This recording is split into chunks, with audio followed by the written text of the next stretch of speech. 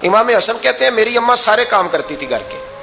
اب تو شہزادے ہیں نا ہمارے بچے, کام اور بچی, یعنی بچی میکے سے واپس آتی ہے تو سب سے بڑا دکھڑا یہ سناتی ہے کہ وہ کام بڑا کراتے ہیں. یہی ہے نا دکھڑا؟ ہاں نہ تو کریں. سب سے بڑا دکھڑا کیا ہے؟ پتہ نہیں کیا کراتے ہوں گے, ہال نہیں چلوا لیتے کہیں, یا کچھ چکی نہیں پسوا لیتے, پتہ نہیں کون سا ایسا کام ہے. اور آپ ناراض نہ ہو جانا, میں بھی بیٹی کا باپ ہوں, میں بھی بہنوں کا بھائی ہوں, میں بھی اس بات کو سمجھتا ہوں, لیکن ایک بات ذہن میں رکھنا کہ یہ بات نہیں ہے کوئی کرنے والی کہ سارے بچی کے ماں باپ جمع ہو کے پہنچ جاتے ہیں ہماری بچی جی کام بڑے کرتی ہے. مثلاً کیا کرتی ہے, کیا کرتی ہے وہ؟ آؤ میں بتاؤں میرے مصطفیٰ کی بیٹی کیا کرتی تھی. میں نے سینکڑوں دفعہ یہ بات کی ہے اور میرا دل کرتا ہے روزانہ کروں, پھر کرتا ہوں.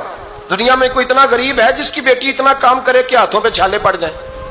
ہے کوئی اتنا غریب تو اٹھ کے بتائے کہ میری بیٹی سسرال میں اتنا کام کرتی ہے کہ چھالے پڑ جاتے ہیں. میں دکھاتا ہوں, میرے رسول کی شہزادی کو چھالے پڑ جاتے. کچا مکان, جناب فاطمہ جناب فضا کی لونڈی تھی, ان سے مٹی منگاتی اور گھر میں لیپا پوتی کرتی, پھر جھاڑو دیتی. امام حسن اور حسین کے درمیان پورے سال کا فرق نہیں, 11 مہینے کا فرق. دونوں بچوں کو سنبھالتی. جناب علی کی والدہ حضرت فاطمہ بنت اسد بوڑھی تھی. جناب فاطمہ وہ کھول کے نوکری کرتی کہ حضرت فاطمہ بول پڑتی, حضرت فاطمہ بنت اسد بول پڑتی. کہتی بیٹے فاطمہ میرا اتنا نہ خیال رکھا کر, تیرے اپنے بھی بچے ہیں. جناب فاطمہ فرماتی آپ صرف علی کی ماں تو نہیں نا, آپ میری بھی تو ماں ہے نا. یہاں بیبیاں فلسفہ بیان کرتی ہیں, وہ کہتی ہیں جی کس حدیث میں آیا ہے ساس سسر کی خدمت فرض ہے؟ میں نے کہا کسی میں بھی نہیں آیا. ہم کیا کہہ رہے ہیں, کسی میں بھی نہیں آیا, لیکن یہ تو آیا ہے نا کہ شوہر راضی ہو تو اللہ راضی رہتا ہے. تو اگر شوہر ماں باپ کی خدمت سے راضی ہوتا ہے تو کرو خدمت, اس کو تو راضی کرنا ہے نا, اس پر تو توجہ دو. حضرت فاطمہ پھر چکی پیستی. چکی چکی یہ آسان جملہ نہیں, کہہ جاتے ہیں ہم, سن لیتے ہیں آپ. چکی پیس کر, جو پیس کر اس کا آٹا بنانا, پھر بچوں کے لیے کھانا پکانا. پھر ایک دن کہنے لگے علی آپ کی آمدن تھوڑی ہے, خرچے زیادہ, چرخا نہیں لا دیتے. فاطمہ کیا کرو گی؟ فرمایا تھوڑا سا سود بنا لیا کروں گی, تم بیچ آیا کرنا.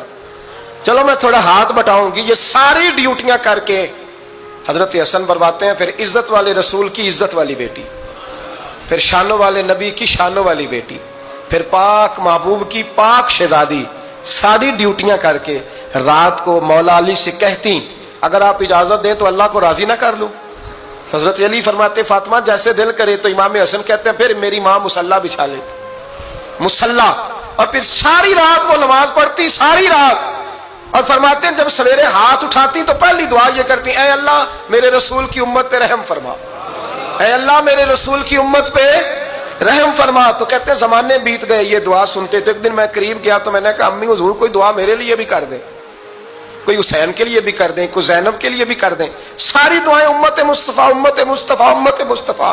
کتنا بڑا جملہ ہے, کتنا بڑا. شیخ محقق نے لکھا ہے کتنا بڑا. جناب فاطمہ فرمانے لگی تیرے لیے بھی کرتی ہوں, حسین کے لیے بھی کرتی ہوں, زینب کے لیے بھی کرتی ہوں, سب کے لیے کرتی ہوں. اور بیٹا یاد رکھنا فاطمہ کی دعاؤں پر پہلا حق میرے رسول کی امت کا ہے.